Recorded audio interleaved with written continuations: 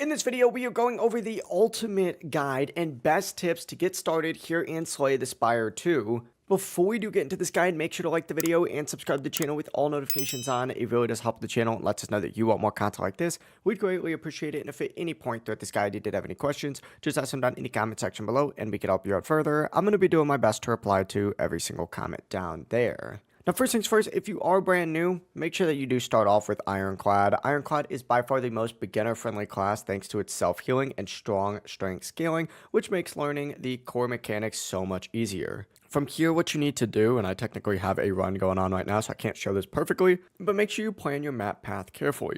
Whenever you do enter in a new act, just look at the map at the very bottom to top to try and find like a good route towards a few early elite fights. Elites drop powerful relics, which can massively improve your run. Before you do fight an elite though, try to hit a campfire first just so that you can upgrade an important card, because upgrading damage cards can easily make elite fights so much easier. Another important tip is to obviously keep your deck lean. Avoid taking every card and reward you see. Skipping like those weaker cards will help your deck stay consistent, and you should try to obviously keep your deck around about 20 cards or fewer when possible. When visiting merchants, consider removing basic strike cards so that your stronger cards appear more often, and you should also check the act boss as soon as possible so that you know which boss you're facing so that you can build your deck around that fight specifically.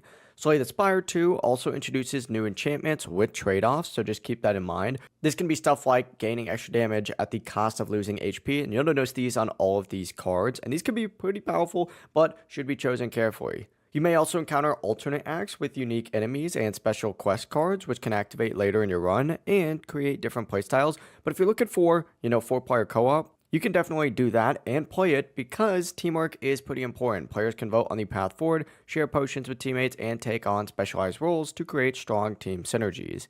Finally, and this is just a few common mistakes I've seen people make so far, don't overfill your deck, don't rely on healing, and of course try not to skip too many elite fights since relics are the key to stronger runs. As long as you master these Act 1 fundamentals, you'll be clearing runs so much more consistently. If this guide did help you out, make sure to like the video and subscribe to the channel with all notifications on. If you did have any questions, once again, just ask them down in the comment section below and we can help you out further. Have a great rest of your day though. Peace.